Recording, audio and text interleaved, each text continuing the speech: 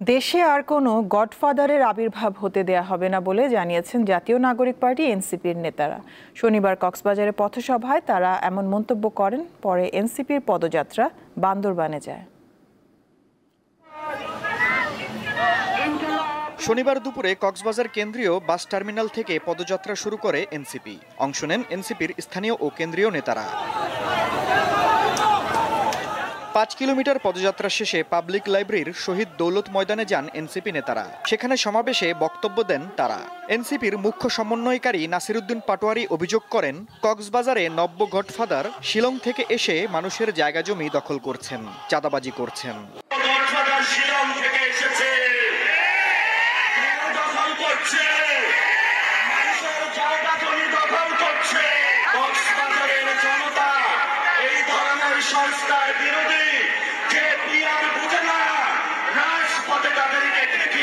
নাহিদ ইসলাম বলেন, এ মাসের মধ্যেই জুলাই ঘোষণাপত্র হতে হবে।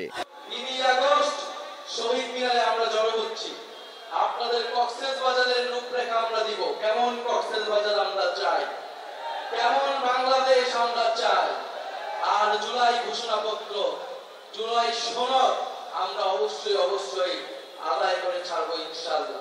এদিকে নাসিরউদ্দিন পাটোয়ারির কুরুচিপূর্ণ মন্তব্যের প্রতিবাদে বিক্ষোভ মিছিল ও প্রতিবাদ করেছে বিএনপির নেতাকর্মীরা। শনিবার বিকেলে কক্সবাজারের চকরিয়া পৌর শহরের জনতা শপিং সেন্টার চত্বরে সমাবেশের প্রস্তুতি নেয় এনসিপি। কিন্তু সমাবেশ শুরুর আগেই বিএনপি ও ছাত্রদলের নেতাকর্মীরা মঞ্চ গুড়িয়ে দেয়। পরে সেনাবাহিনী ও পুলিশ ঘটনাস্থলে পৌঁছে পরিস্থিতি নিয়ন্ত্রণে আনে। কক্সবাজার থেকে বান্দরবনে গিয়ে পদযাত্রা ও পথসভা করেন এনসিপির নেতাকর্মীরা। আফরিদ হাসান, দীপ্ত, বার্তা কক্ষ।